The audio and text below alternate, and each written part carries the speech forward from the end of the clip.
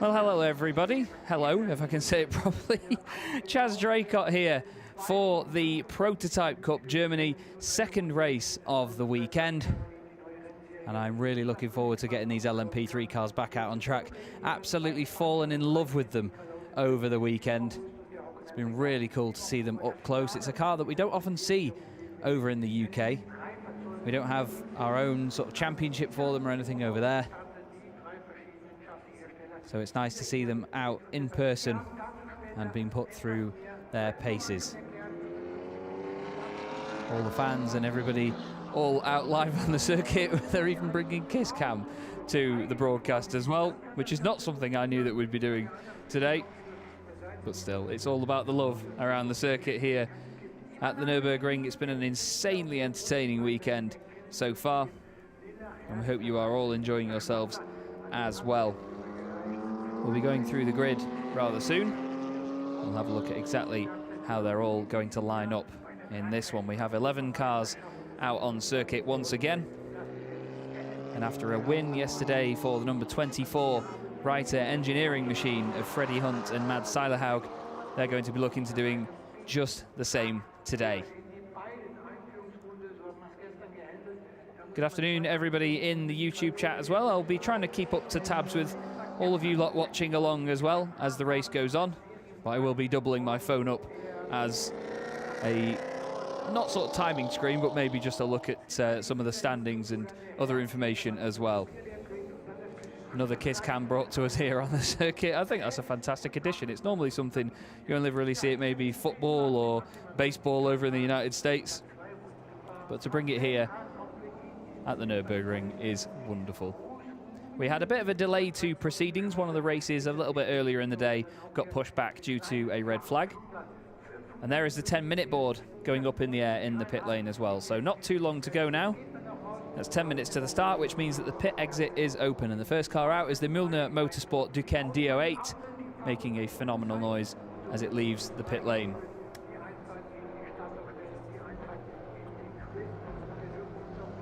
Next up behind him is the 23 Pegasus racing car, Thibaut Earhart driving that machine.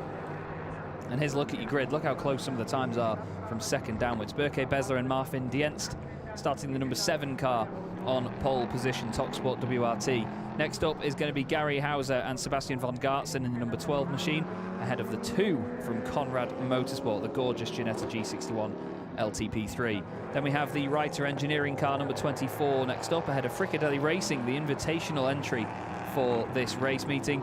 Donar Munding is next up as well in the Müllner Motorsport Duqueine D08 with his teammate Matthias Luthen.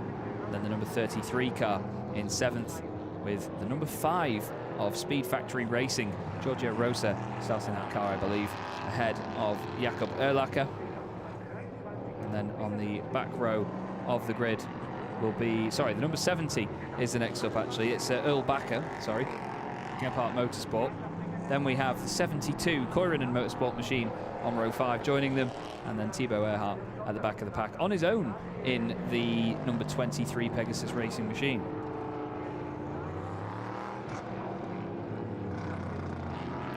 They make their way around now, just filtering their way through to the start of the race to go and line up on the grid. There is the race winner from yesterday, number 24, Reiter Engineering, one of the many very beautiful Ligier JSP 320s in this pack.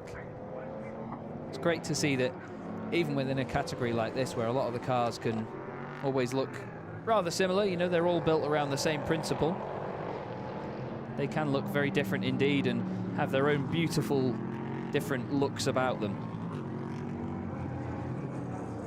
For me, it has to be the Ginetta, I'm afraid, not just because it's a British brand, but the Ginetta G61 LTP3 is a stunning looking race car, very swooping shape to it, and of course the colour scheme that they run on this car looking very good as well.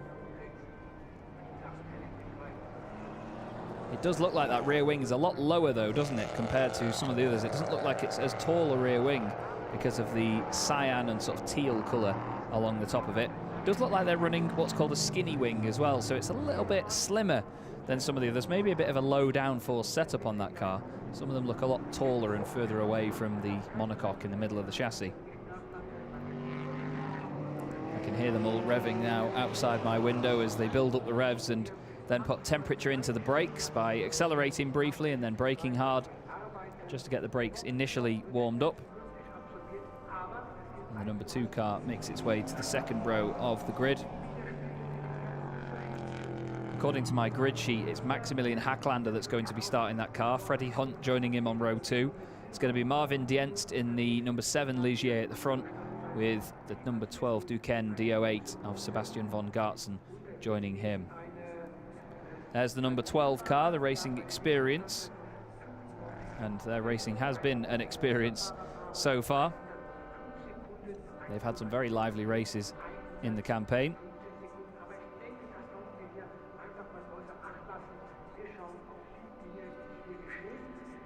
I'm just waiting to see, actually. I thought there was an amended grid for just a moment. I apologise. So I was just taking a second to check that out and just see if the document had come through, but it seems like because we have a number of different series here this weekend, there is a list of them that gets sent out as like official bulletins essentially. So there was an amended grid for another championship, but for some reason my screen decided to scroll down and display it as this one. Anyway, away from me being too honest for my own good, everybody in the beautiful sunshine here at the Nürburgring waiting to get this race underway. We're not too far away from it. It's going to be a 55-minute race. So it's just under an hour, and the timer in yesterday's race at least started when the formation lap begins, as we have an interview here which unfortunately is going on. Oh no, it's not going on in German, I don't think. I can only just hear it, I'm afraid, because I don't get the production feed fully in my ears for this.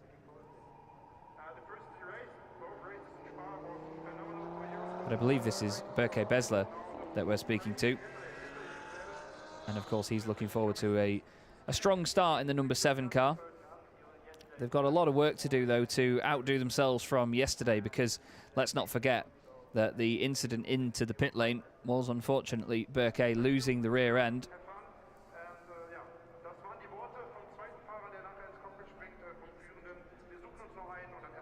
And there was big damage,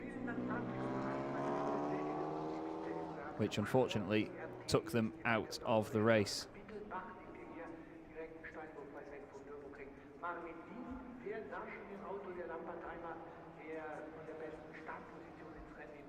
Now there's a look at the circuit itself. Of course, we're not using the full layout this weekend. We're using the shortened version with the Dunlop Kehrer and the Michael Schumacher S further down the hill, being used as the Mullenbach Schleifer for all of the show trucks, and of course the beautiful firework display which went on yesterday evening. It's still quite a decent lap around here though. It's over 1 minute and 20 seconds in these prototype machines. So it's almost a sort of Grand Prix length circuit anyway. The Mercedes Arena takes quite a long time to get around in cars like this. You have to be so careful trying to get the power down and push as hard as you can. And there is the championship leader that came into this round with the biggest points tally of 50 after winning both races at Spa. This is the first time they've been on pole position this season. They were not on pole for either race at Spa, and they won both of them.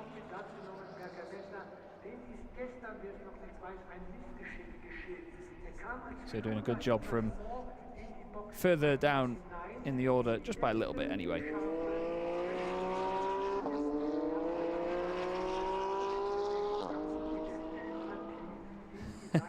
Just seen a comment in the YouTube chat that says that the prototypes look very small behind the massive Iveco S-Way that leads the field, and will continue to do so as well during the formation laps and the pace laps. My good friend Frank will be driving the Iveco S-Way, and trust me, he knows how to throw that thing around. He really does. These guys are incredibly talented drivers. We've got welcomes in the YouTube chat from all over the world. Great to see you, and a big wave as well from the guys out there around the circuit. Great to have all the fans here with us. this weekend once more. And there you go. We've got Jens, Stefan, Sven. Oh, I didn't see the rest of the names, I'm sorry. But the guys all out, having a fantastic weekend of it as well. We've even got a Hen Low in chat as well. It's been a while since I've said that, actually.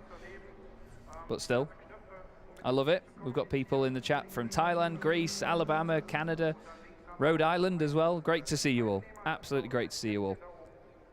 And there's one of the wonderful high-tech steering wheels that you have on modern-day prototype racing machines. So many stats and numbers for these drivers to look at, and of course all of the functional buttons as well on their button box to the left-hand side.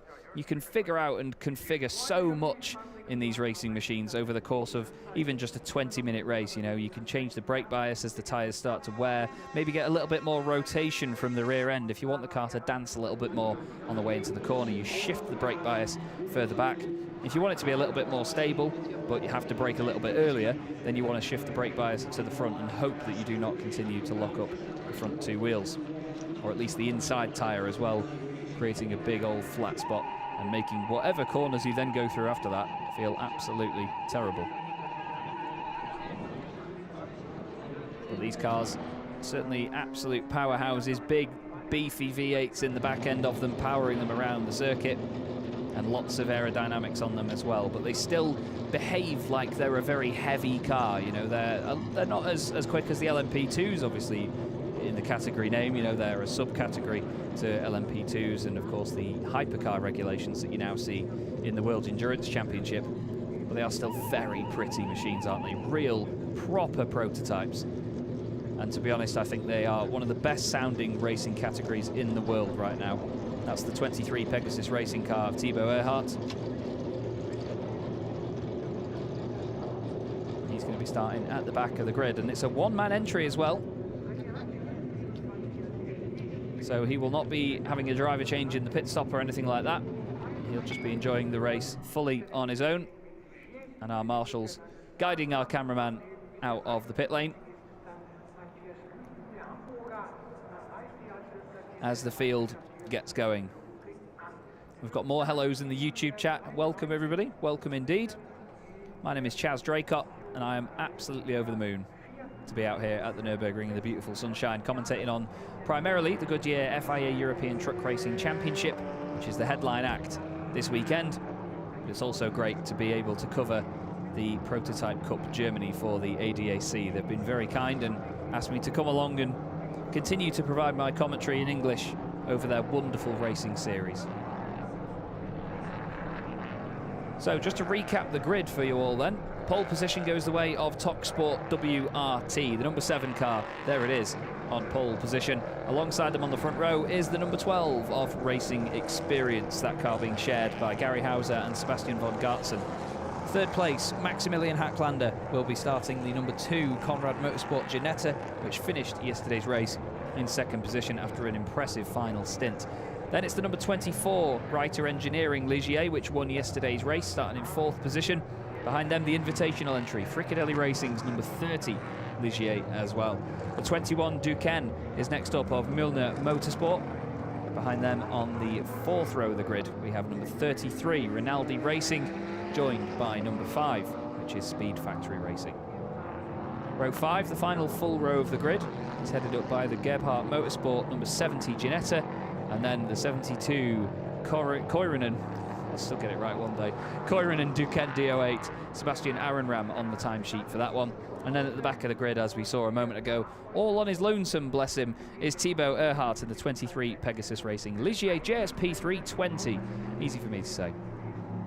But there you go, there is another view of just the scale of the Iveco S-Way. Look at it compared to the tiny little LMP3 cars. And to be honest with you, these LMP3s, they're not small cars. Prototype racing machines are a lot longer than people give them credit for, you know. They are pretty hefty cars, but even they look unbelievably tiny compared to the Iveco S-Way, the Bio-LNG powered Iveco S-Way that leads the pack. And the field will do 2 formation laps. They'll continue to weave once again, and it's at the end of the next formation lap where Frank will enter the pit lane, and they will all be left to their own devices to get their race underway. I can hear them all screaming their way past, despite not being at full race pace. They just sound so good, so good. Very beefy V8 engines powering them around. And I hope you all enjoy the sound as much as I do. Like I've said, I think it's one of the very best racing categories for the sounds of the cars in the world. And everybody's saying that having a truck being the pace car is such a German thing to do. Well, to be honest with you, the headline act, like I've said, this weekend is the Goodyear FIA European Truck Racing Championship. This is the International ADAC Truck Grand Prix. So I think it would be completely wrong to use anything else other than the truck itself, which also heads our field as well. We have 2 of them here this weekend, as well as 2 of the beautiful Ford F-Maxes, which is the official truck of the championship. And it's good to see it getting that extra little bit of track time for the other series involved as well. I'm excited to see what the number 7 car can do from the front of the field here, because as mentioned, they have 2 race wins to their name so far this season. 50 points were on the board before they even came to the Nürburgring. They have future race meetings as well this season. It's quite a short championship, but at the end of the day, they make what they can of it, and it's really good to be a part of it for at least one weekend this season. On the 20th and 21st of August, we go to the Lausitz Ring for rounds 5 and 6. And then we will complete the championship at the Hockenheim Ring on the 22nd and 23rd of October.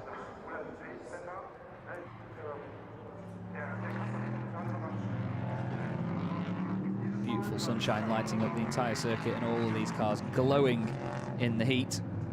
Now, it's important to mention that TalkSport are making their prototype racing debut this year with this Ligier. They have Berke Bezler and Marvin Dientz sharing the car. Berke Bezler started karting in 2006. He's done a few races in GT4s and Porsche Cup cars as well, but this season is his first time in an LMP3, as well as the team's first time running one. So they're doing an incredible job so far, considering that this is such a new venture for them. Frank throws the Iveco into the pit lane, and the race is about to get underway. Around the final they go then, around the final corner, and it is TalkSport on the front row versus the number 12 machine. They all power down the start-finish straight, and race number 2 of the weekend gets underway. The whole commentary box has just vibrated and nearly fallen over. It's absolutely stunning noise. So they're continuing to stay side by side down into turn 1. They're 3 wide in the middle of the pack with Fricadelli racing down the inside, but it's a really tidy start for the TalkSport car. Looked like a bit of a lock-up from the inside there from somebody, maybe even the Fricadelli car. Reiter Engineering right in the middle of that as well. And all the way around the outside, take a bow, sunshine. I'm pretty sure it's Felipe Laser that started the Fricadelli car, but he's up into 3rd position already. A great getaway. And down the inside of the Reiter machine, no, there's no room there. That looked like is that the number 12 has already dropped a number of positions. A little bit of a weave there from the number 7, just making sure that there's all the temperature possible in the tyres. We'll get confirmation now of the drivers as they come around out of the first sector. They cross the line. It's Bezler from Hacklander, then it's Felipe Laser, Freddie Hunt, Von Gartzen, then we have Munding, Salmonosio, Villa Gomez, Chucklin. We also have Herrick and then Earhart at the back of the field. And there you will get the confirmation on the left-hand side of your screen. Look at the weaving already from Berke Bezler, making sure that he's heating up the tyres. It's lights ablaze from Felipe Laser. There's the 21 car, which was on pole position yesterday. And now apparently it's Dientz behind the wheel of the number 7 car. Some of them did just change over. Aaron Ram driving the 72 Koiranen car as well. So we get the confirmation just there. And across the line at the end of lap 1 already, it is TalkSport leading the way. 2nd place at the moment, Conrad Motorsport, then Fricadelli Racing, Reiter Engineering in 4th place. Freddie Hunt, well, he's on the hunt at the moment, isn't he? Chasing down that Fricadelli car. They're saying, look, we're the only pretty white and red car here on this grid. You cannot steal our thunder like that. Still a really good start to the race. I saw a quick complimentary comment about the handling of the Iveco earlier on, by the way, and it is absolutely amazing. It really does handle so well. But these things, I imagine, handle a little bit better. It looks right now, though, like the number 2 car, Conrad Motorsport machine, driven by Hacklander, is having to start defending already against the progress of Felipe Laser.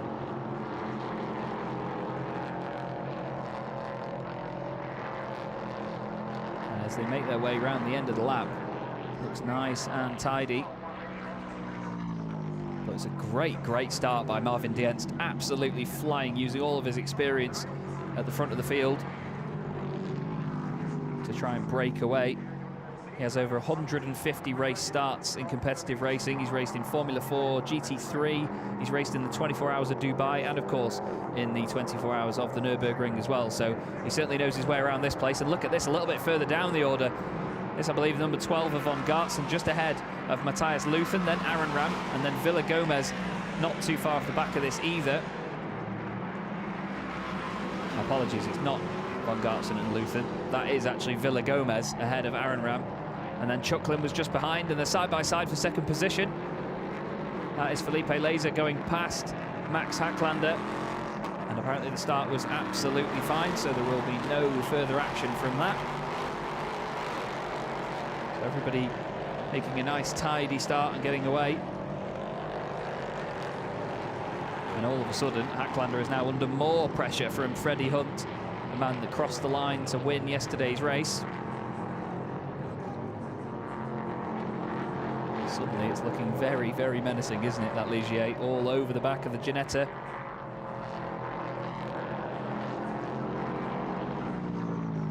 Whoa, big sideways moment there by Freddie Hunt, kicking the back end out. Manages to get it saved. And this is a look back at the start then, so watch the black car on the right-hand side. Keep your eye on the number 12 machine.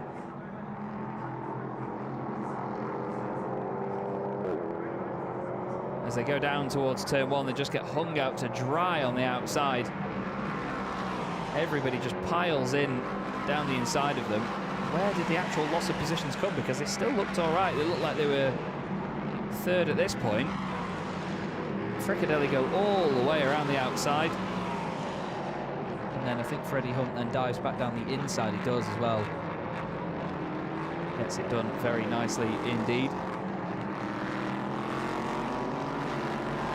There's Hacklander still ahead of Hunt, still ahead of Von Gartzen. Luthen not too far back either. That car started on pole position yesterday but dropped down the order. There's the incredible Felipe Laser, very impressive in yesterday's race as well.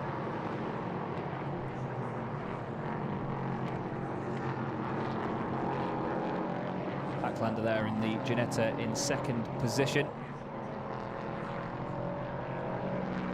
Trying to somehow go chasing after the race leader, but that Ligier at the front is absolutely gone. 2 Ligiers and a Ginetta in the top 3. And then the Duquesnes being represented just further outside those positions. Freddie Hunt, of course, also in a Ligier, but we have Duquesnes in 5th and 6th, Von Gartzen and Luthen.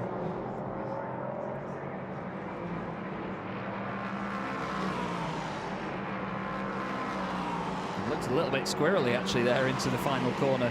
For just a moment. That was Villa Gomez and the number 33 entry from Rinaldi Racing. Didn't look too tidy. I'm not sure if you can hear the V8 noise coming through my microphone, actually, because we do have a little window open here in the commentary box, and it is unbelievably loud. Like, honestly, I wish I was out there in the pit lane watching these things live in person, because it's just awesome. Absolutely awesome noise. That's the number 5 car of Alexei Chucklin, trying to chase down the number 70 car, which is being driven by Michael Herrick at the moment. We look back here at Villa Gomez, number 33. This car was running quite high up the order as well towards the latter stages of yesterday's race, but unfortunately lost a couple of positions near the end and would eventually finish off the podium.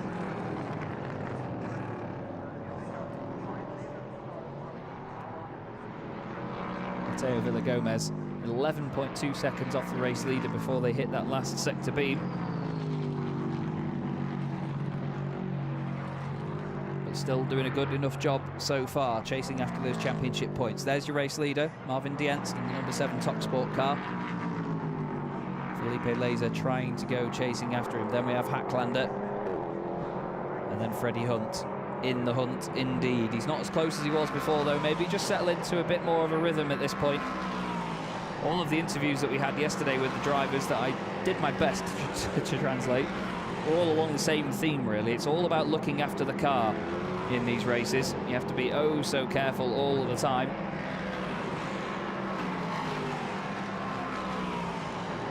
Freddie Hunt was one of them that said in the latter stages he just took his foot off the gas a little bit and let the gap come back down slightly because the car was behaving itself, and he knew that if they kept it nice and tidy they would have a race win in the bag. Top two really breaking away right now. Freddie just not quite able to stay with them. Look at how much, I kept saying this yesterday, but honestly that left rear is so bouncy around the hairpin there as they cut the circuit short. It really does bounce around, this car. Very stiff at certain points, and in other parts of the circuit you can imagine they actually feel quite smooth as well. They absorb curbs a lot better than a lot of other prototype categories would do around the world. They go up the hill hard onto the brakes, but they're using the faster of the two chicanes this weekend. The trucks that are racing here are using the smaller, tighter and even slower chicane than that to really get them slowed down. The gap across the line now for Dienst is 2.993 seconds over Felipe Laser. Hacklander still in third position, 5.6 seconds back off the lead. Don't forget as well, there is a pit stop window in these races, so the drivers will make a driver change and they will have a mandatory pit stop to complete. So the race order will still get mixed up at certain stages. Race leader looking good, sounding good at the moment. The lap times are good as well. 122.2 last time round. Nobody else got within even half. Actually, no, I lie, I apologise. Felipe Laser was only 1/10 of a second off, but no one else got within half a second of that. Everybody else was 22.8s, 9s, and then into the 23s and even 24s near the back of the grid.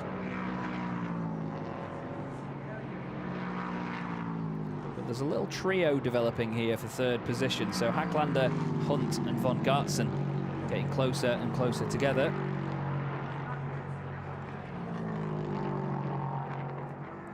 And there is the gorgeous Fricadelli racing car with the iconic red and white livery with the grey flashes and of course the day glow yellow highlights.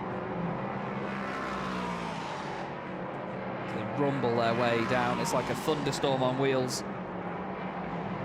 Across the start-finish line, just over 45 minutes of this race left to go. A purple sector 3 went in that time round by Marvin Dienst, and a personal best lap time as well, a 1:22.094. That does become the fastest lap of the race. An absolutely awesome time as well. The cars behind will surely be thinking there's a lot they need to do right now to try and catch up. I imagine these guys will all be focused on battling with one another, trying to stay in the fight as best they can. Because, strangely enough, with cars like this that are as aerodynamically dependent as they are, they do not slipstream as well as you would expect. I commentate on a couple of tin top racing championships around Europe as well, and even cars like the Renault Clio 5 has a bigger slipstream effect than something like an LMP3 car, because these cars are so aero dependent. You know, as soon as they get distorted air over them, it doesn't really improve their performance massively in a straight line. There will be a little bit of it because it's just a natural effect, but still, they do not really suck up to the back of the car in front of them, you know what I mean? So that's von Gartzen in the number 12 machine at the back of the pack, Racing Experience. Certainly trying to experience a race where they're in a higher position at this point. There's a fourth car coming into the picture as well, which is the number 21 of Matthias Luthen, the Milner Motorsport machine, hoping to right some of the wrongs from yesterday after having an unfortunately poor result considering the fact they started on pole position. Milner Motorsport have over 40 years of experience as well, of course, in motorsport. Over 150 victories in different series all over the place. They won the ADAC GT Masters in 2008 as well. Tim Bergmeister was driving a Porsche 911 Cup that season. So it's certainly a team that has the experience. They just need to go chasing after those results in this particular category. Maximilian Hacklander just trying to hold on ahead of this trio at the moment. He's doing just what he needs to do right now. Freddie Hunt doesn't seem to be able to just get close enough, to be honest with you.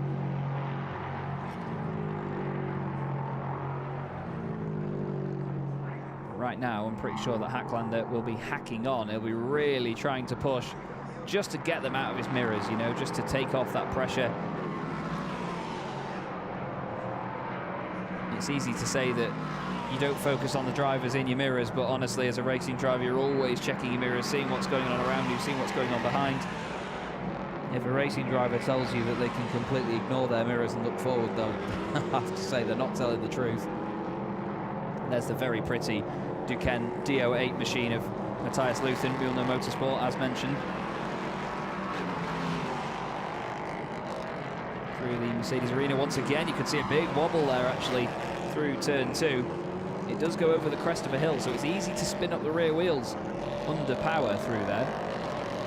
And a lot of the time then at turn 3, you see people over-rotate the car on the brakes when they're going down through the gears. They just lock up the rear end as the gearbox clatters from one gear into another. And it really does clatter in these things. It's honestly like every gear change is like a gunshot, like a cannon going off, as the exhaust completely eradicates all unburnt fuel. It makes a humongous pop and bang. I say, well, pop and bang is not a suitable phrase for that, really, because it's not a pop at all. Like I say, it's a real explosion. You can probably hear them now as they start to fly past the cameras at higher speed as well, go up through the gears. But Mühlner Motorsport currently running in 6th position. A little bit of a gap back to Villagomez, but not too much.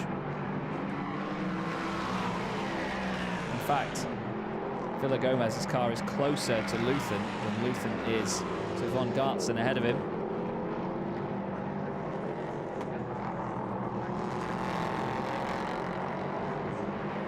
And there is the Koirunen car, number 72, with Aaron Ram at the wheel. He's got Herrick behind him in the number 70. And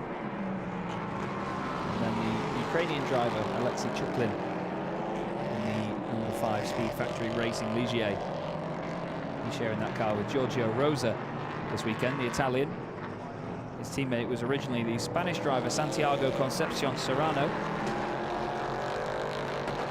But he is not here this weekend, so instead Chuklin has been chucked in to the car. It wasn't Chuklin yesterday, unfortunately, as they got a drive-through penalty. But they push on for a strong result here this afternoon at the Nürburgring. 40 minutes to go in Prototype Cup Germany, and it won't be too long now until the pit stop window opens. And then we'll see drivers coming in, making those swaps. We had a couple of teams yesterday that stayed out for quite a long time. A few of them, though, came in at the very first opportunity. They pitted as soon as that pit stop window opened, and they made their change ASAP to the secondary driver. It's one of the very exciting elements in motorsport like this, the fact that they can have such a pace difference from one driver to the next. And it's what makes it always entertaining to keep an eye on. But Dient continues to lead. The gap is now 5.1 seconds.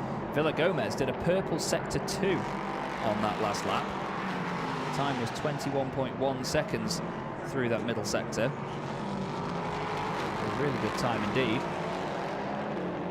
Just for context, that was 0.2 of a second quicker than the race leader's best time through there. So solid improvement.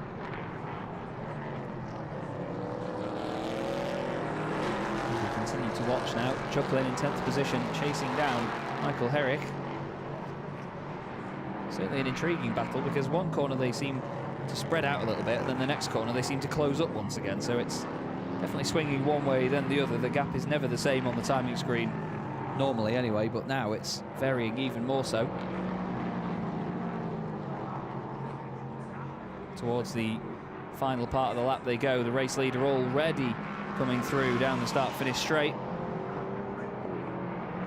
Marvin Dienst using that experience so well already. And opening up that gap even further over Fricadelli Racing. He's actually just on the fastest lap of the race as well, a 1:21.950. Very impressive lap time indeed. A purple sector 2 being put in on that lap by him as well, a 21.1. Felipe Laser doing the 1:22.7, 0.8 quicker Marvin Dienst on that lap. And it's interesting, actually, this is no disrespect to the drivers, as down the inside goes the number 70 machine. Big send by Gebhardt Motorsport there on the number 72 Koiranen car of Aaron Ram. Michael Hirsch suddenly looking racy here. He wants that position.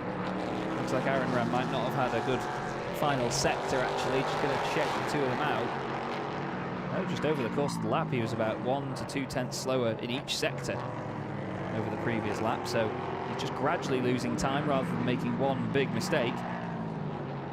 But what I was going to say is, with no disrespect to any of the drivers, because they're all incredibly talented, is the fact that all of their lap times and all of their sector times are remarkably inconsistent at times. You know, it shows that these cars are not easy to drive, because they'll have one really good lap, and then the next lap they'll lose 6 tenths in one sector.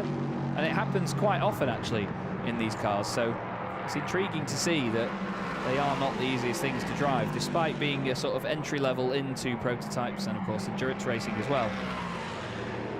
But these three all together providing the entertainment so far. It's the number 72 Koiranen Motorsport, Sebastian Aaron Ram, Swedish driver. Behind him, Michael Herrick, car number 70, driven for Gebhardt Motorsport. And in third position on this queue, Alexei Chuklin for Speed Factory Racing, car number 5.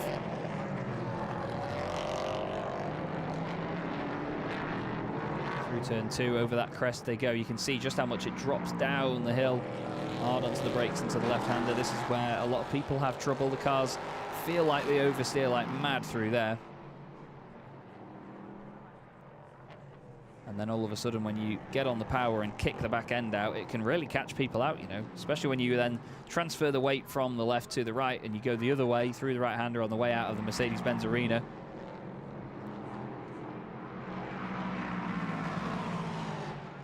But it still remains to be a bit of a stalemate at the moment in this part of the field. Marvin Dienst has now got a 7-second lead at the front. Felipe Laser is another 9 seconds clear of Maximilian Hacklander. He's opened up 5.8 seconds over Freddie Hunt. Actually, never mind that, Luthen has got ahead of Freddie Hunt on the previous lap. So something has gone awry there for the number 24 Reiter Engineering Ligier, because he was all over Hacklander earlier on. And all of a sudden, he's even 4.2 seconds off Matthias Luthen, so something has definitely happened to the number 24. He's now actually under pressure from von Gartzen. Maybe it was actually something with von Gartzen that had gone wrong, because I'm sure he was ahead of Luthen earlier on as well, wasn't he?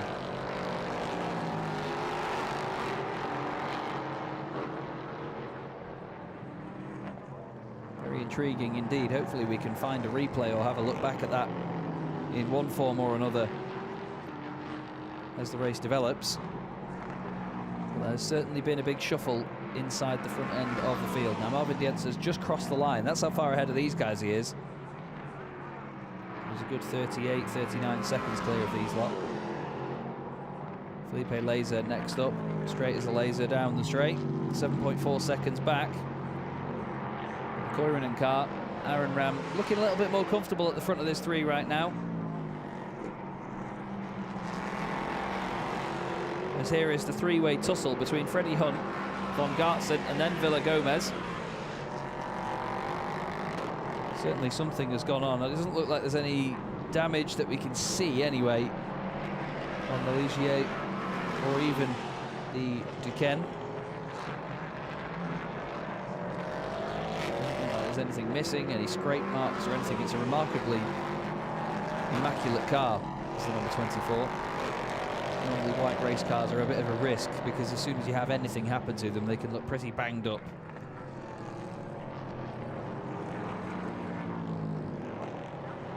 To pretty much all carbon black machines chasing him down, certainly looking menacing as well. If Batman's ever in the market for a new Batmobile, to be honest, you don't get much fiercer sound than an LMP3 V8 engine. I think it'd be very suitable for him to have one, to be honest with you. Might not be the easiest thing to get in and out of, but still, certainly looks the part. Anyway, Freddie Hunt now seems to have got back into a bit more of a rhythm. He started to open up a little bit more of a gap over Sebastian von Gartzen. Through the chicane once more, wiggling away, and look, as soon as he can, comes into the pits to make use of this pit window. He's not the only car into the pits either, actually. We've had Luthen just in front of them in the number 21 car. He also comes in as well. Keep my eye out on the timing screen to see if there's anybody else making their way in. I imagine we may get one or two more from that further battle coming in. Doesn't look like it, actually. No, that was Thibaut Earhart just going through down the start-finish straight. I could hear that from outside the box. The top few have really spread out at this point as well now. Marvin Dienst doing an amazing job at the front of the field. So there's the 33 of Villagomez. He's continued to move forward now. That car actually running 5th on the road, as Luthen and Hunt are in the pit lane. Now there is confirmation that there was something going on between von Gartzen and Hunt, because there was an incident under investigation. So there definitely was something awry. Here is the pit stop and the driver change going on. And the Reiter engineering crew really having to sort of press something in there, using his whole body weight. Great car to see. Let's just listen to it, shall we, as it leaves the pit lane. Or will it leave the pit lane yet? Gets the car started. Let's listen to that V8 engine power all of this burning rubber down into the road. Another pit stop right now. Villagomez coming in. Aaron Ram also coming into the pits, as there goes the number 24 car, now handed over to Mads Seilerhaug. Mads, the Norwegian driver, making his way back out. There is Chucklin, currently running up in 5th position. Villagomez has come into the pits, so he's automatically gained that spot.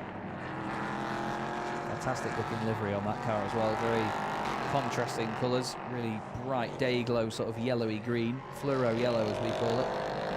Here's the 3rd place car, Maximilian Hacklander, making his way up towards the end of the lap. We've got a number of cars still in the pit lane. Seilerhaug and Munding have both made their way out. Of course, the 21 car changing hands as well.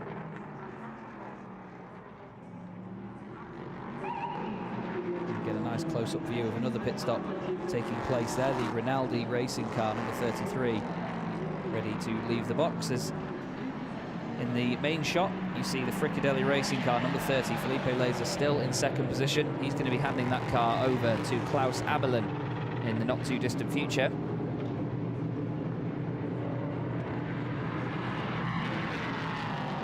I've been told that unfortunately you cannot hear the noise. I do apologise for that. More cars make their way down the start-finish straight, screaming away, absolutely screaming away, up through the gears. Hacklander comes into the pit lane.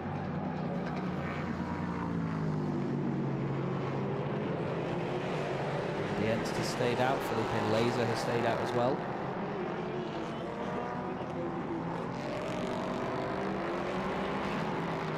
Waiting to see when the timing corrects itself and all of the cars get back over the line, what sort of order they're in, because it got really shaken up by the pit stops yesterday. And this is another part of it being in LMP3 racing. I've told you it's a gateway into further endurance series and other prototype categories. The pit stops are so important as well, but that's what the teams use this as practice for.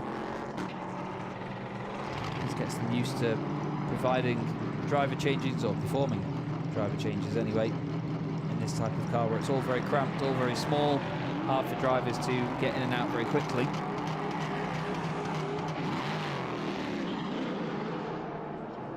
And another one leaving the pit lane there, that's Maximilian Hacklander in car number 2 for Conrad Motorsport. Now there is the 21 machine, Mühlner Motorsport, with Freddie Hunt's, well, what was Freddie Hunt, right behind him. Now it's been driven by Mads Seilerhaug. Purple sector 2 on that previous lap by Seilerhaug, does the personal best for that car, 22.6 on that lap. So a really good first flying lap by Mads. He's going to be hoping to keep that pace up for the rest of the race for sure. And it will be Axel Jeffries on board the number 2 machine now. Yes, we had the question in the chat. He's just made his way out onto the circuit. Axel Jeffries, I believe, a Zimbabwean driver. I usually know my flags. For some reason, I'm not too confident on that one, but I think it's a Zimbabwean flag. There's a marker post there in the middle of the circuit. Now, they won't get too badly damaged if they get hit like that. As it gets absolutely clobbered by the number 33. That's Oscar Tunho at the wheel. We'll get a quick replay of how that happened. Oh, dearie me, it was Mads Seilerhaugen. Look at that thing. Absolutely tumbling. Oh, it's not having a good day, is it? Nearly stands back up on its own as well, but I don't think it would have stayed that way. And then it got another hit as well not long after that. This is the number 17 machine, Gebhardt Motorsport. Jacob Erlbacher at the wheel of that car now. Thibaut Earhart has completed his pit stop and made his way back out. We've still not seen pit stops from Marvin Dienst or Felipe Laser as into turn 1. We see a good old scrap here between the number 24 machine of Mads Seilerhaug and Axel Jeffries. Seilerhaug now in front. We've got a lot of F's in chat for the Bollard. F Bollard. It's always good banter, isn't it? F's in chat. Now, the number 24 moving forward very quickly here, actually. Seilerhaug on a mission. He's going to go chasing after Donar Munding. He's in the number 21 Hyundai Motorsport car. There's another view from the pit lane as in comes the race leader, Marvin Dienst. Felipe Laser has continued on. So he's going to be doing a longer stint than just about everybody else in the field.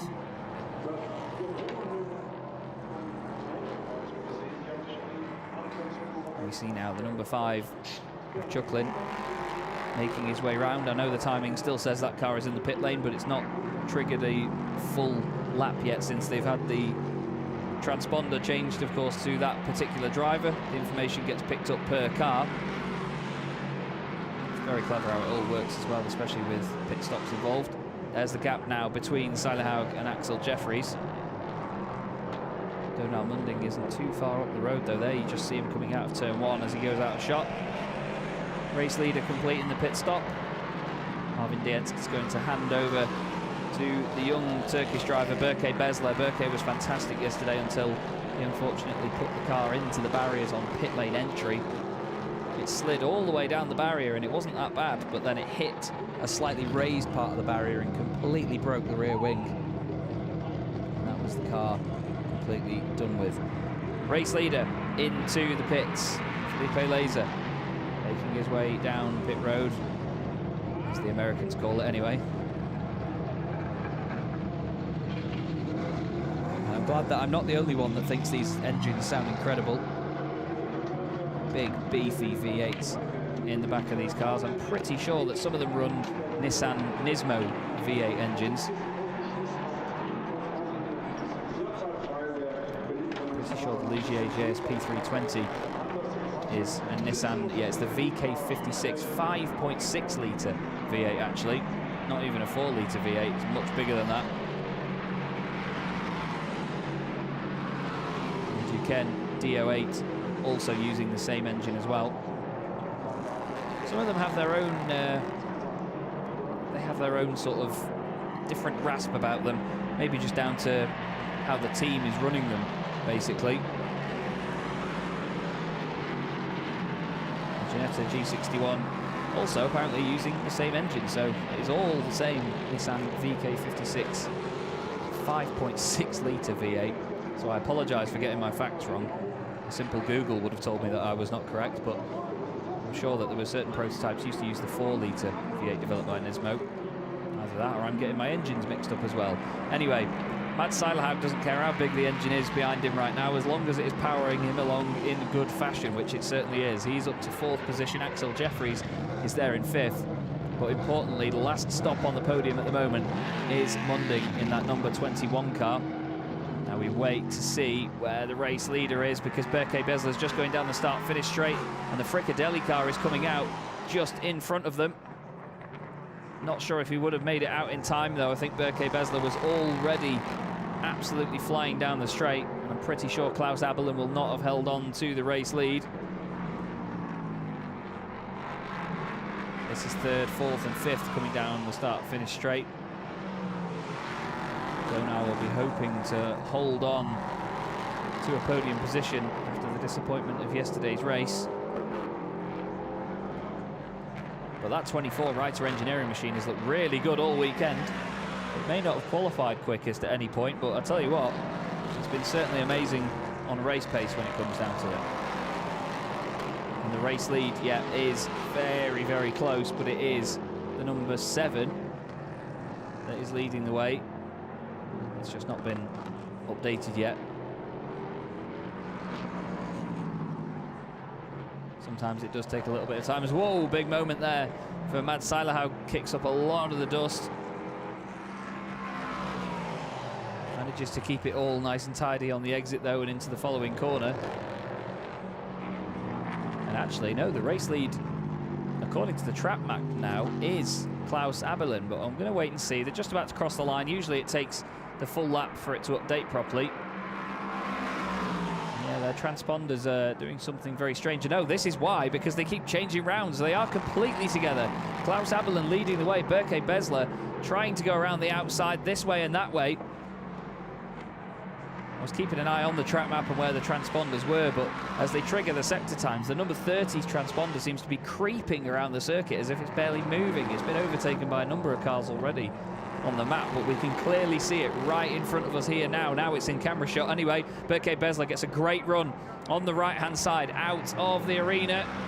Klaus Abelin holds on, though, into the hairpin, dives across on the brakes. Berke tries to put his nose down the inside, gets an overlap as well. These two beautiful red LMP3 Ligier JSP 320s completely side by side. As whoa, Klaus has overdone it through the left-hander. Still, he's on the inside for the next corner. Needs to be a really good run out of here for Berke Bezler. Tries to tuck it in on the right-hand side. Side by side once more. Up through the gears they go, powering down the back straight, and Bezler takes the lead for TalkSport WRT, the championship leaders, against the invitational entry here, especially for the Nürburgring weekend. Absolutely epic fight between the two of them with only 20 minutes left to go in this race. Klaus gets nice and early to the apex for the final corner. But look at that, Berke Bezler has a fantastic final sector. Once he gets ahead before the chicane, he clears him. By the time they go over the line, the gap is over a second, 1.072. Berke is a really, really up-and-coming talent. A really special up-and-coming talent, I should have said. The battle still goes on in the background as well, but it'd be good to keep our eyes on this for just a minute. This is a very, very tight one between the pair. As well, a bit of smoke comes out the back of Klaus Abelin's car there, maybe just locking up the brakes slightly. But back in the lead of the race, TalkSport WRT. Berke Bezler and Marvin Dienst. Here is the moment, look at that, he gets a fantastic run, tucks the car in on the right-hand side, gets superior traction. It's like a long-standing cutback, isn't it? And there's nothing that Klaus Abelin can do to stop the other Ligier flying away. And look at the difference one lap makes as well. Berke Bezler, fair play, sunshine. Absolutely awesome lap that he's done since getting past. It's easy to get a little bit overexcited once you have made an overtake like that and just outdo yourself over the following circulation. But he's done a really standout job of that one. There is an incident under investigation, I've been told, between cars 70 and 72. That's Erlbacher and Salman Osio. They're currently running 8th and 10th either side of Chuklin with quite a big gap as well, so I think maybe the 72 is the one that's come off worse from that. Able to keep going though, it seems like they're actually very close to Chuklin last time they triggered any of the sectors. Wait to see whether we get another glimpse of them soon. We look at the number 21 right now though, Donar Munding. Currently holding on to a podium spot ahead of Mads Seilerhaug, but Mads is really closing in. Reiter Engineering eyeing up another podium this weekend. They got the race win yesterday. Not quite sure they're on the pace to take the race win here because it's 14 seconds. Now here is that previously mentioned battle between the 72 Creventic car and the number 5 of Speed Factory Racing. Down the inside, it is Salman Ossio, Finnish driver. Yes, he's Salman Ossio. And then right there is the number 5 being driven by, well, it was Alexei Chuklin earlier on. I'm not sure if they've actually changed hands at this point. It should have been Giorgio Rosa, but maybe Alexei the only driver here this weekend. There is the move being completed. It was just all about the run out of the final corner. And down the inside goes Salman Ossio. And now is seemingly broken away as well.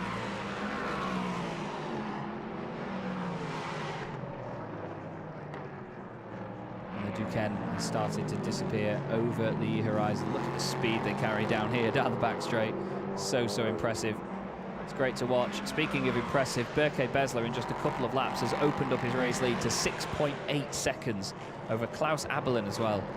Fricadelli Racing not able to quite live with him at this point of the race. Munding still holding on to third ahead of Salihag, then Jeffries as well. And now it's a bit of a constant stream of these 5.6 litre V8s roaring their way past the commentary box. The field is quite spread out, albeit for cars in 3rd, 4th and 5th, which are all separated by less than 3 seconds. Number 23 of Thibaut Earhart just crosses the line as well. Completes his 26th lap of the race. They get through a lot of laps here at this Nürburgring circuit. It's not the full Grand Prix circuit. Look at the approach that they use though for the final corner. There was a big spillage of fluid on the outside line there in yesterday's truck race.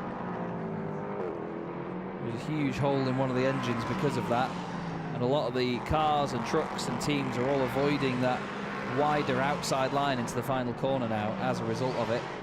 It's really changed the dynamic of the racetrack over the weekend, and it's not a simple racetrack as it is. But there's your race leader, Berke Bezler, Turkish driver, doing absolutely amazingly at the minute. He was very impressive with his pace yesterday. But as mentioned, had that incident on the way into the pits, just over exuberant, lost the back end of the car. But in this format of the race, at least with having him as the second driver, he does not need worry about entering the pits, other than maybe at the end of the race when he probably takes the race victory. Touch wood anyway. Klaus Abelin 9.4 seconds back now 11.4 seconds back. That's absolutely ridiculous pace. It's 1.9 seconds different in just the first sector alone. Absolutely remarkable. But to be fair, Klaus needs to start thinking about the cars behind him, you know, because they're closing in bit by bit here. They're all about 1.2 seconds quicker than him through the first sector as well. There is the number 23 machine. Thibaut Earhart driving that car on his own this weekend for Pegasus Racing. But for a single-handed effort, he's doing just fine. Maybe at the bottom of the grid, but he's doing all that they need to do. Getting experience with the car and just continuing to put the laps in, and that's all you need to do.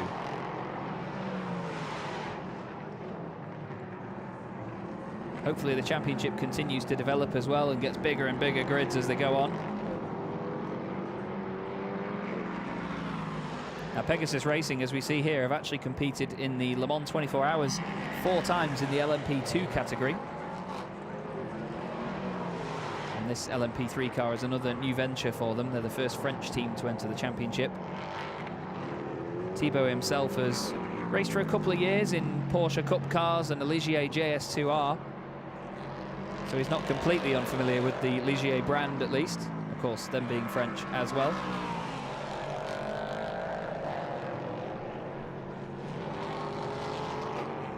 And we look now once again at the number 72. Creventic car is back near the front now. I said Fricadelli have to worry about the cars chasing them down, and they really do. As whoa, clipping the gravel on the outside of the circuit is Donar Munding. He goes past Klaus Abelin on the way into the chicane. He's going to get a beautiful run through there, and I'd argue that Salihag is going to try and have this into the final corner as well. Abelin defends the inside. Salihag puts the car down the inside, pries that door open, Really committed stuff as he puts it down the inside there and goes through into third position. All of a sudden, they have a podium position in the palm of their hand, and it's all starting to unravel slightly for Fricadelli. Klaus Abelin now down to fourth place that quickly.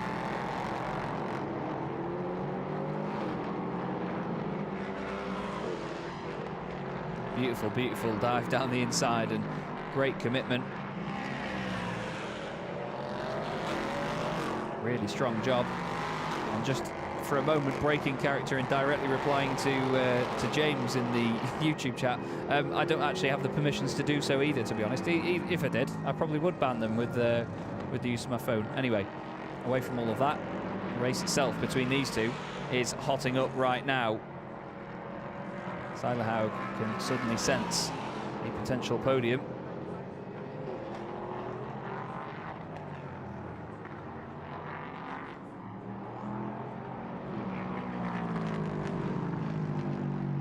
And I've been told that apparently the Pegasus car is not a Ligier, but I'm pretty confident it is. It's a Ligier JSP 320, much like a lot of the others in the field. Blue. Not much else different about it. But Klaus has now dropped another position, unfortunately. And Axel Jeffries has gone through in the number 2 Conrad car. Klaus Abelin continuing to push on as hard as he can to keep the car now at least in the top 5. The next car behind him is a good 8 seconds back. That's Oscar Tunho. There's 11 minutes of this race left. So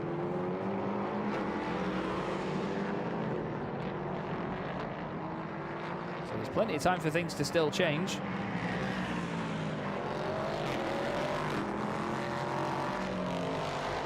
That's what we all love about motorsport. Some series only have 15-minute races at the end of the day, so we're about a third of the way through what one of them would be from the end anyway, if that makes sense.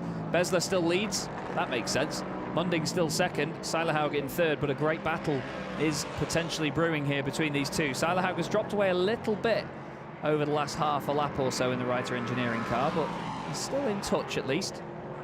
Jeffrey's not quite as close to them as he once was as well. The rest of the field continuing to spread out. Looks like Thibaut Earhart is about to get lapped as well by race leader Berke Bezler, judging from when their lap times are being completed. Berke Bezler is just on an absolute mission. It's so impressive throughout this race so far. Let's see what the gap is now to Donar Munding. 16.9 seconds as he crosses the line. That's so impressive. So impressive. And Fricadelli now are going to be keeping their eyes on what is the gap from Abelin back to Tunho. It's 5.3 seconds and it's only a lap later, so unfortunately for Klaus Abelin, I feel that that gap may continue to diminish. We'll have to wait and see whether he can really close in, can Oscar Tunho, and gain another championship position, of course, with the points.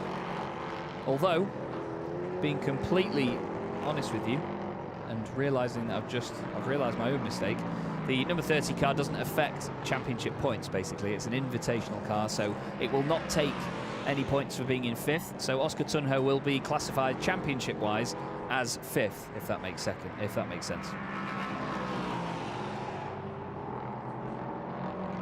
So Donar Munding holding on to second place at the moment. A nice turnaround considering what happened to the car yesterday.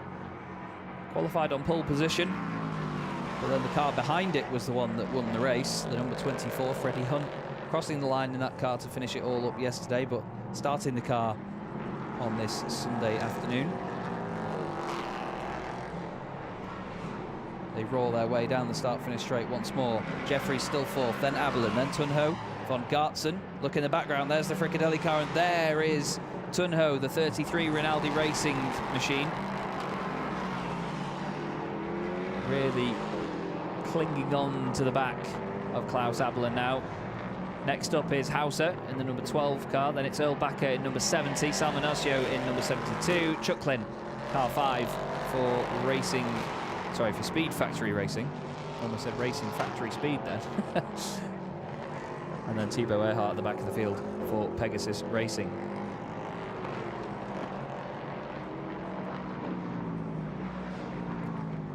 try and see if I can find the average lap times, but they're all doing around 1 minute 23s and 24s at the moment. I think throughout the race, with maybe a couple of other slower laps between the two drivers, I'd say the average is probably around 1 minute 25. In the 124s and 125s, I'd say. Thibaut Earhart has now been lapped, and there is the visual proof. It's Berke Bezler leading the way. Let's see what the gap is this time when he crosses the line over Donar Munding. Donar is just going around the final corner now, still under pressure from Mads Seilerhaug. Let's see, he's just crossing the line. And it is 16.656 seconds, so it's not changed too much from what it was a moment ago. I think there might have been a car coming to the pit lane. Certainly sounds like it from outside my window anyway.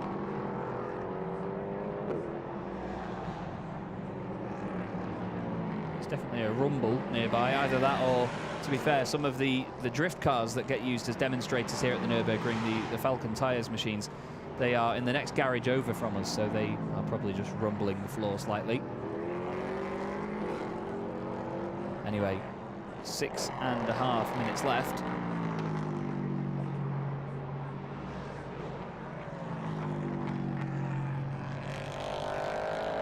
And this has been an incredible performance by the number 7 machine. 2 race wins so far this season. They were the only team to have won a race coming into this round of the championship. And Oscar Tunho has got ahead of Klaus Aberlin now for 5th position. That's happened in the first sector on this lap.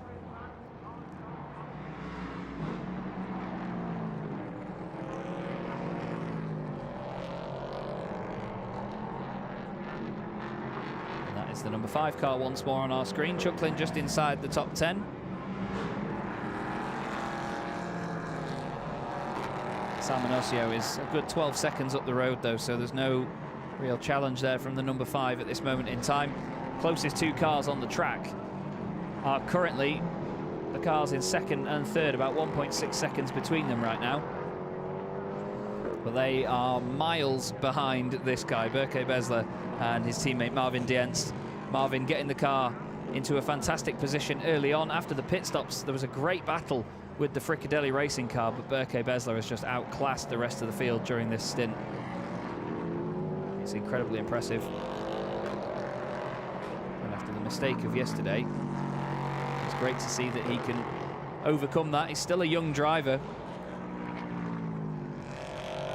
And as is often the case with the younger drivers in a racing field, you know, their mental strength hasn't quite developed as much. You know, they get affected by certain setbacks as they come up through their careers and try to get more and more progress behind the wheel.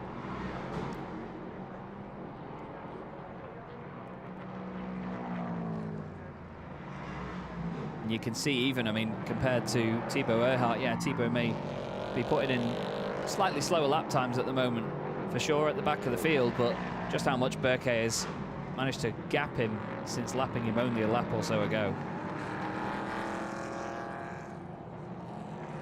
And it is still the number 21 of Donar Munding ahead of Mads Seilerhaug. 1.5 seconds the gap now. Jeffries is 3 seconds back off them. Tunho is actually moving quite well as well, you know, up in 5th position. Let's have a look at his lap times. Tunho in the 33 car did a 1:22.3 last time around. He's the only car in the field in the 22s as well, so he's a good 7 tenths quicker than everybody else right now. That's really impressive, actually. 1:24.1 for Bezler, 1:23.1 for Munding, 1:23.0 for Seilerhaug, and then a 1:23.4 for Jeffries. So, if anything, Bezler was actually a second slower than the cars chasing him down last time around, and he was 1.8 seconds slower than Oscar Tunho. So Oscar, the Colombian driver, really on the move.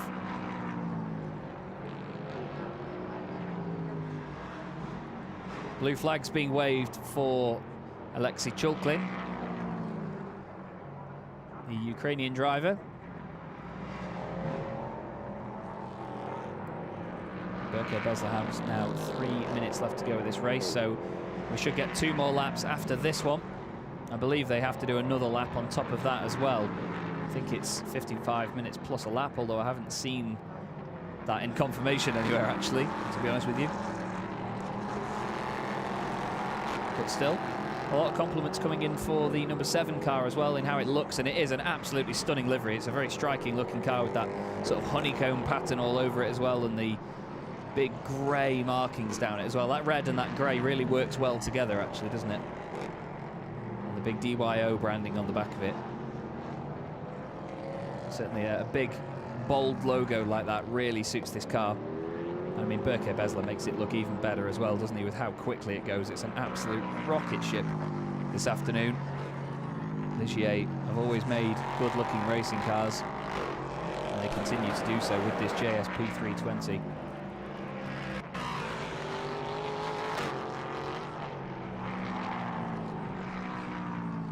Into the final corner, 2 minutes left to go on the clock. I'm confident that we're going to get this one and at least 2 more laps now. Cross the line again. What's the lap time this time then for Bezler? 1:23.9.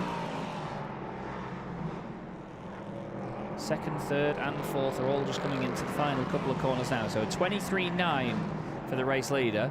Donar Munding does a 1:23.2. It's a 1:23.2 by Seiler Haug. Jeffries 1:23.1. So he's the fastest out of the 4 of them at the moment.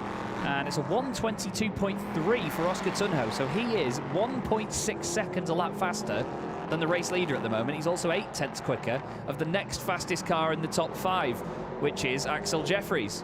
He's quicker than the 2 cars ahead of him. So basically the top 5 is reversed in pace order right now.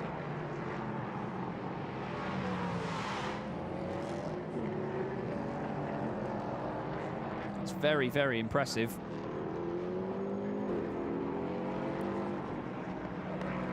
So Tunho now closing in on Jeffries, who's closing in on Seiler Haug and Munding.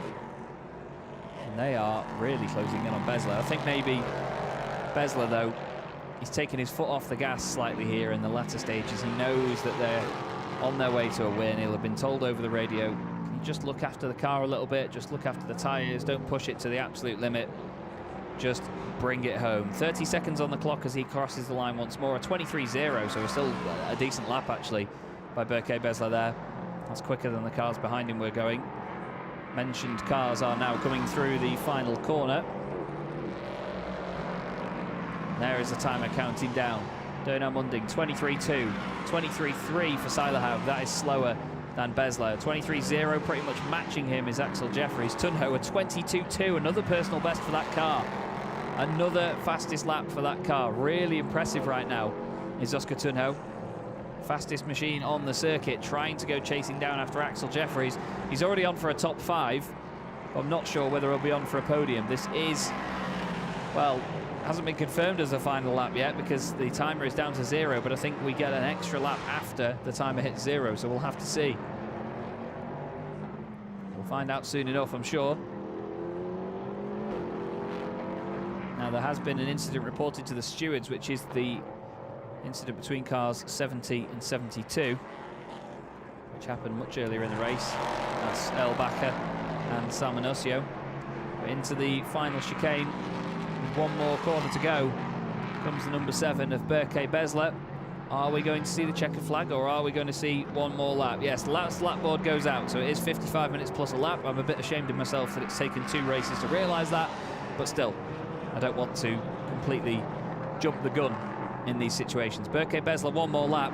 That also means that the scraps that are going on behind could get even more interesting, because there's going to be lap traffic involved in this one as well, because we have Earhart just ahead of the cars 21 and 24. Then we have Axel Jeffries, not Maximilian Hacklander.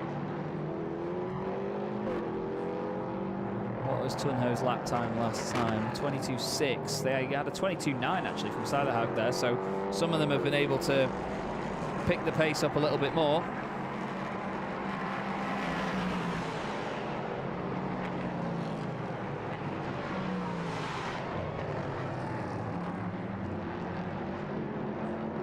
Klaus Abelin has unfortunately dropped further ground to these cars and might even lose another place as well, because the number 12 machine of Gary Hauser is right behind him, who's 0.2 of a second behind when they last went through any of the sectors, and he might even get that done before the end of the race. But here is your race leader into the final corner. Berke Bezler completes the job for TalkSport WRT. Their third race win of the season out of 4 races. What a fantastic record they hold so far in the Prototype Cup Germany. Well done indeed. And yes, the number 12 car, well, swapping places with Klaus Abelin time and time again. Now look at this lot coming around the final corner, and the 24 machine is not going to do it. It is Munding second, Seilerhaug third. Jeffries holds on to 4th position. Oscar Tunho is going to be in 5th place. That got very close near the end, though. Awesome to see it closing up like that. And with only a couple of corners left, I believe it is going to be the number 12 of Hauser ahead of Klaus Abelin as they get to the line. They've got the number 70 Gebhardt Motorsport car not too far behind them. But Berke Bezler and his teammate Marvin Dienst take a race victory in Prototype Cup Germany. They've done an amazing, amazing job. Absolutely love it. And it was a very, very tidy race as well. No major contact or incidents from what we saw. A real good advert for these LMP3 cars and this wonderful championship. I just hope to see it continue to grow with more entries, more fantastic teams. A lot of these teams here have really rich history within motorsport. And it's awesome to see them represented by these beautiful, beautiful racing cars.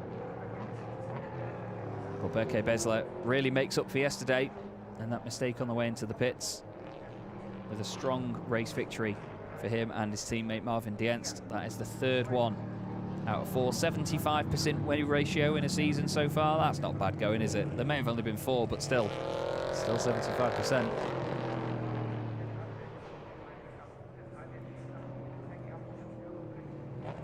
Everybody now crawling their way back into the pit lane to complete the race.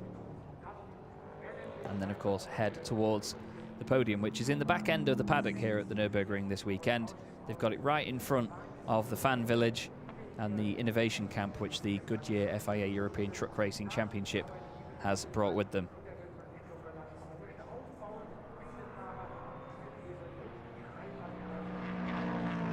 You can see just how full the paddock is as well this weekend. Trucks galore all the way around and all the way back down the far end of the circuit as well, down near the Michael Schumacher S and the Dunlop Kera at the very bottom. Thank you very much for the kind words regarding the coverage, guys. I want to apologise if okay, well that's loud. I wanted to apologise if there's anything I've got majorly wrong this weekend. It's my first time covering the championship on a bit of a one-off basis because I'm already here for the weekend anyway, and the ADAC have been very kind and invited me along to bring you the coverage. I'll be commentating again later on the Goodyear FIA European Truck Racing Championship, my primary focus of the weekend. But I hope you have enjoyed it.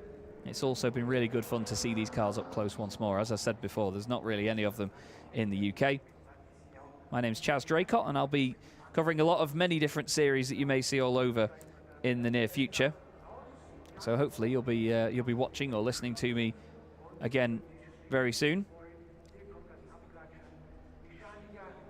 And there is a very, very happy Berke Bezler after a tough one yesterday. Certainly delighted to take the race victory. Handshakes and hugs all round for everybody. Wonderful, wonderful positive vibe within the paddock here in Prototype Cup Germany. Everybody knows that this is such a fantastic potential series, you know. I mean, it's already got a great list of entries when you read down them and see the heritage and some of the experience that some of the drivers have got. And I mean, you all appreciate how great these cars sound as well. It's really, really top-notch stuff. And I hope to see more of it as well in the future. And you never know, one day maybe I'll be back here with the ADAC and with this championship as well. Interviews going on now in the paddock.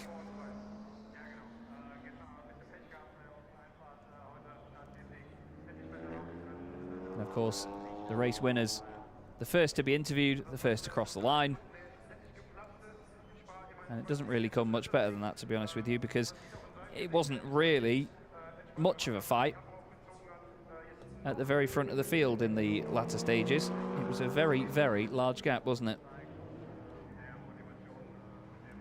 Just making sure I note the results down on here, because what often happens with championships and race weekends like this is once the race has been completed and the next session or the next event goes out on the circuit, so much can happen so quickly and the timing screens can get completely wiped. So I'm going to make sure that I've got all of this written down for you. There is Bezler on a fantastic, fantastic race win.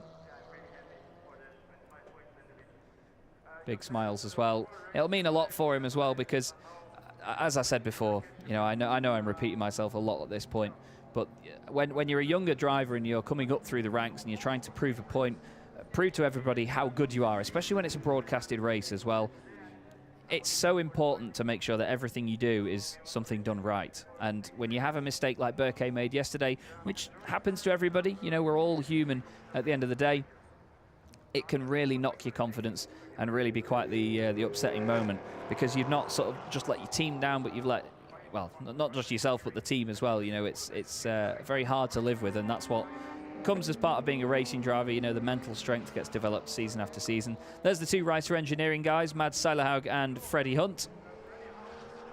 Both of them getting a very strong weekend completed here with a race win yesterday and a third place in this one. 2 podiums for the gorgeous white machine. And our wonderful German presenter down there in the pit lane with them. I was having a good chat with him earlier on, actually. He speaks very good English, to be honest with you, and we had a very, very good laugh. And thank you, honestly, once again, everybody, for the kind words regarding the commentary. I can't even talk about it, can I? But no, a one-man band in the commentary booth is never always the easiest situation, but I do enjoy it. You know, it's always good fun to do.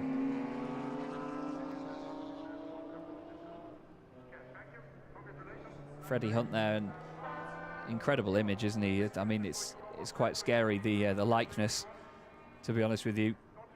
Great to have him in the championship, an awesome name to see on the grid. And then Mads Seilerhaug as well, joining him in that beautiful Ligier. Seilerhaug, the Norwegian driver. Certainly not Norwegian conditions out there this weekend, is it? But he drove a really strong final stint, just wasn't able to get ahead of Donar Munding, but Donar also drove very, very well. Didn't have to defend too hard, but he certainly kept the pace up, and that's the main thing. You know, if you've got a car filling your mirrors all the time, it's very easy to push too hard to stay ahead and make a mistake. And Donar and his teammate Matthias Luthen will now get interviewed as well. Both of them, understandably, in German, being German drivers. And unfortunately, I'll be completely upfront with you here, everybody. I can't speak German, so I cannot translate, unfortunately. I'm very spoiled, actually, when I come out to these events with the European Truck Racing Championship, because all of the team, they speak really good English as well. Obviously, it does help when you travel all over Europe and have to travel through many a country and many a continent to go and see all of the racing that you're involved in and go and put these events on. Here's another look, though, up close with these beautiful cars. You can see they are almost open-wheeled machines, with the fact that the wheel sort of pokes up through the hole that's cut out at the top of the wheel arch, but that's to stop all of the air sort of circulating within that wheel arch and disturbing the airflow. A lot of you, I know, will remember back in the day the old Mercedes CLRs that used to race at Le Mans, famous for becoming not just cars, but planes as well, because of issues like that, where with the ground clearance they had, as soon as they got air underneath them or under the wheel arches. There's another look at it, you see.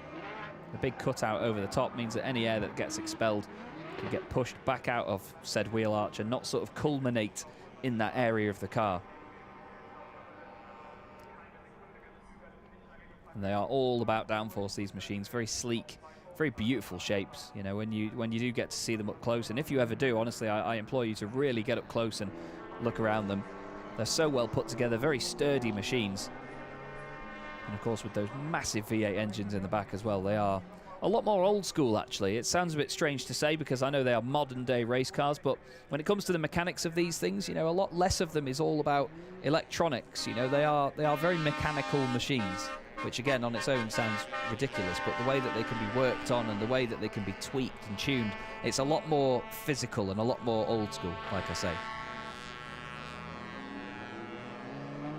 We have our interviews being completed right now then, before the drivers and teams will make their way to the podium. And everybody continues to enjoy the sunshine here at the Nürburgring, and of course the International ADAC Truck Grand Prix. The championship moves on from Nürburgring, and we have quite the summer break coming up, unfortunately, but it won't be long before we'll be back on your screens, I tell you that. It'll be the Lausitz Ring in the middle of August, 20th and 21st of August. We'll be there for 2 more races. And then the season will be rounded out at the Hockenheim Ring on the 22nd and 23rd of October. And if you think these cars sound fantastic over the broadcast, wait till you get to hear them in person. If you do get a chance to go and see them, I implore you to do so. It is honestly completely ear-piercingly loud, especially when they change gear right in front of you. I was stood on the pit wall during some of their practice sessions earlier in the weekend when they were changing gear down the straight, and they were doing it perfectly in front of where I was stood. And it's honestly like someone set a cannon off next to your head. It's absolutely ridiculous how loud they are.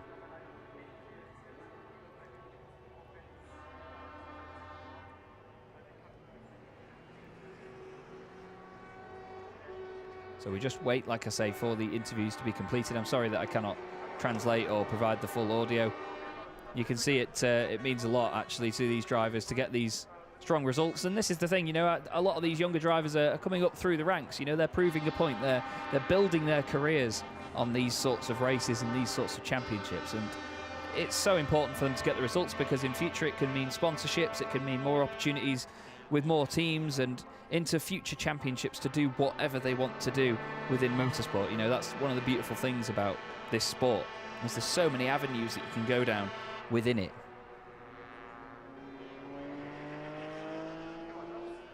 And it's a very, very important event for a lot of German drivers as well to do it here at the Nürburgring.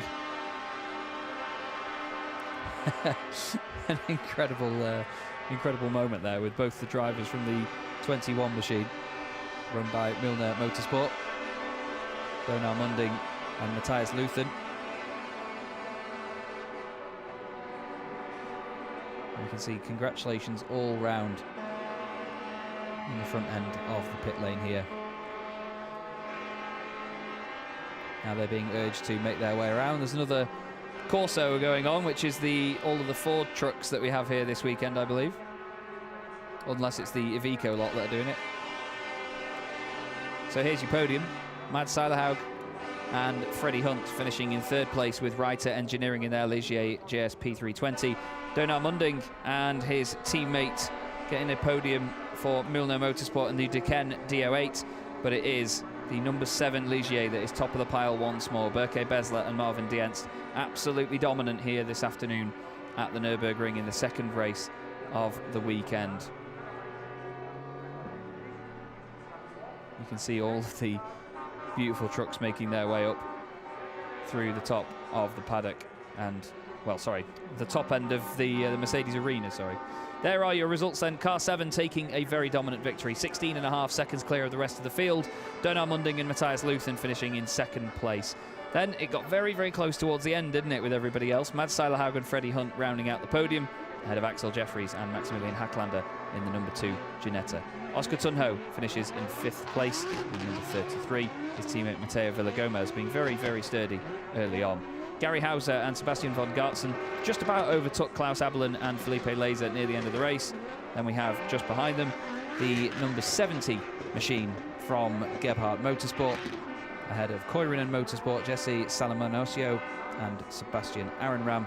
And then the last 2 cars in the field, Speed Factory Racing's number 5 and Thibaut Earhart, the one-man band in the Pegasus Racing machine, doing a really, really strong job. So we see our drivers now making their way to the podium. That's the Truck Racing Innovation Camp in the background, and I can confirm with what's missing from there is definitely the Ivecos.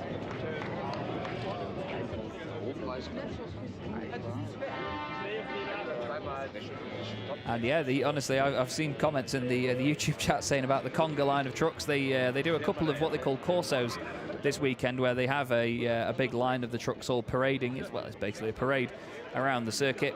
We had all of the show trucks earlier on. I believe there was over 160 different show trucks making their way around the circuit earlier, and I was lucky enough to be in the one at the very back in the official truck of the Goodyear FIA European Truck Racing Championship, the Ford F-Max.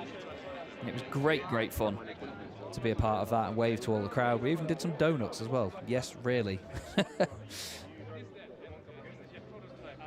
But Bezler, well, he did an amazing job in that final stint, did he not?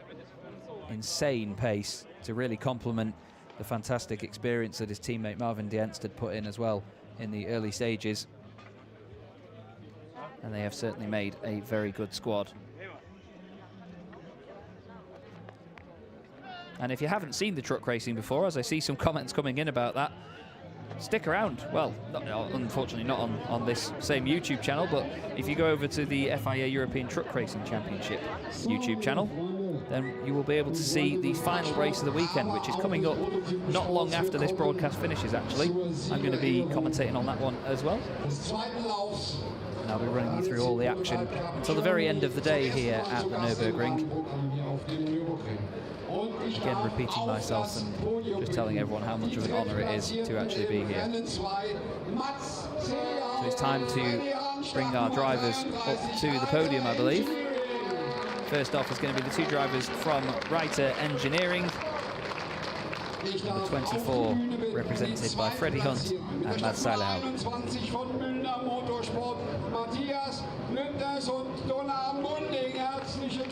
Second place going the way of car 21 after a tough day yesterday. A great turnaround for Donar Munding and his teammate Matthias Luthen. But the overall race winner for the third time this season out of 4 races, going the way of the incredibly impressive Berke Bezler and Marvin Dienst, the number 7 Top Sport WRT Ligier JSP 320.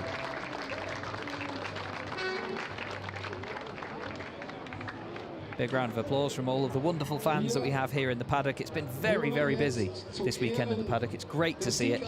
All the truck racing, the prototypes as well, getting all of their appreciation. And it's very, very well deserved.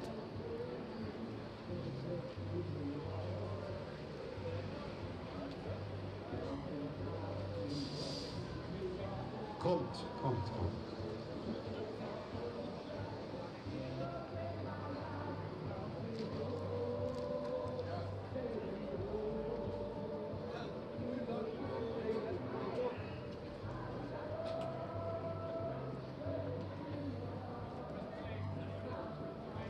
Wir haben leichte technische Probleme, nicht auf die Kammerzeit.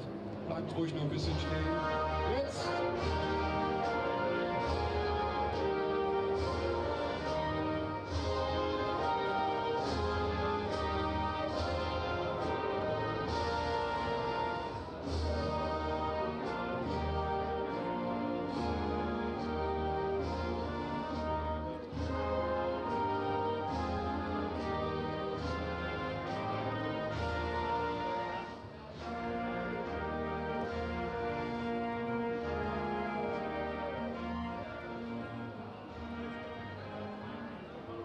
Dass wir so schnell angefangen haben, hätten wir auch zu Ende spielen können. Nein, alles gut. And the national anthem ringing out all around the circuit. Lovely stuff to see. Everyone with a round of applause, and the trophies will get brought out momentarily. Rudi Speich, Vorstand, erster Vorsitzender des ADAC Mittelrhein, Jürgen Verheul, der Club-Syndikus und Syndikus des ADAC und the drivers will receive their necessary congratulations for their finishing positions. Alles zu überreichen, Herr Verheul. Für die Drittplatzierten herzlichen Glückwunsch noch einmal an Mats Silberhaug und Freddie Hunt and Mads Seilerhaug with the third place trophies. Handshakes all round for the entire podium. Second place trophies going the way of Donar Munding and Matthias Luthen. I thought I'd get the names right by now. And of course the winners' trophies going to number 7 Berke Bezler and Marvin Dienst. Very cool trophies in this championship as well, actually, I must say. There are your 2 winners on the very top of the podium. I believe we will also get some more personnel out onto the podium. And of course we will have the trophy winner and the junior winner as well. I think Berke Bezler will be the one to take that, actually. More applause given. So, da kommt Alexandre Cabo. And we're not even beginning the champagne fight yesterday. You could see everybody was really eager with the champagne fight. And there you go, there are your junior winners, Marvin Dienst and Berke Bezler.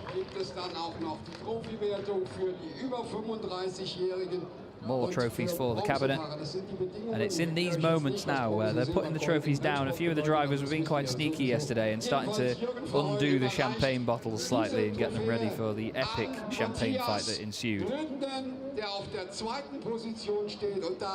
I mean, a champagne fight on the podium is good enough when you get 3 drivers, let alone having 6. And Matthias Luthen takes the win in the trophy standings. He gets another trophy, funnily enough, to take the win. With the trophies, yes. And everybody poses for the pictures on the podium.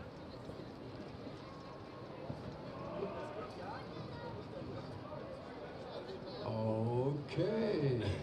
Oder? Yes, of course. Thank you very much. And now, it is time for... And now they all put the trophies down, and so begins the champagne. The grid girls run away very, very quickly indeed. And, well, Freddie Hunt's not quick enough at opening that bottle there. The cameraman runs for cover, and even if you're in the crowd, you are not safe either. Everybody getting absolutely drenched. Look at that, by Donald Munding and Matthias Luthen, the 2 teammates absolutely soaking each other. Champagne bottles down the back of the overalls. I can imagine one of the most uncomfortable things within motorsport, to be honest with you. Maybe not as uncomfortable as a porpoising Mercedes, but still, let's not touch on that too much. Thumbs up, smiles all round, and a great celebration here at the end of the second race of the weekend in the Prototype Cup Germany. That's going to be all from me, though. I need to go and get ready for the Goodyear FIA European Truck Racing Championship broadcast, which is about to start now. Thank you to the ADAC for everybody for letting me on, and thank you everybody for watching. I'll see you again very, very soon. Zur Siegerehrung sehen, wenn das letzte Rennen dieses Wochenendes dann auch hier auf diesem Siegerpodest geehrt wird. Hier geht die Sieger auch nochmal runter. Marvin, wie war es für euch am Wochenende? Ich meine, der Sieg ist natürlich toll, das ist alles klasse, aber der Auftritt hier beim Truck Grand Prix was Besonderes? Ja, auf jeden Fall. Ich glaube, man sieht hier die Fans, wie sie das feiern, auch was hier abends geboten wird. Von Freitagabendsparty, gestern Abend eine große Party im Feuerwerk. Das sieht man schon mittlerweile sehr selten und es ist einfach schön zu sehen, was hier Menschenmengen zusammenkommt, was hier den Sport anfeuert, und ja, das freut uns immer sehr als Fahrer, weil wir es auch mitbekommen, die Stimmung auch in den Autos.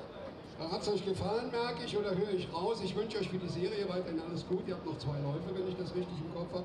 Vielleicht sehen wir uns ja nächstes Jahr hier wieder. Und der Prototype Cup Germany ist dann on the way hier beim Truck Grand Prix. Dankeschön und herzlichen Glückwunsch nochmal.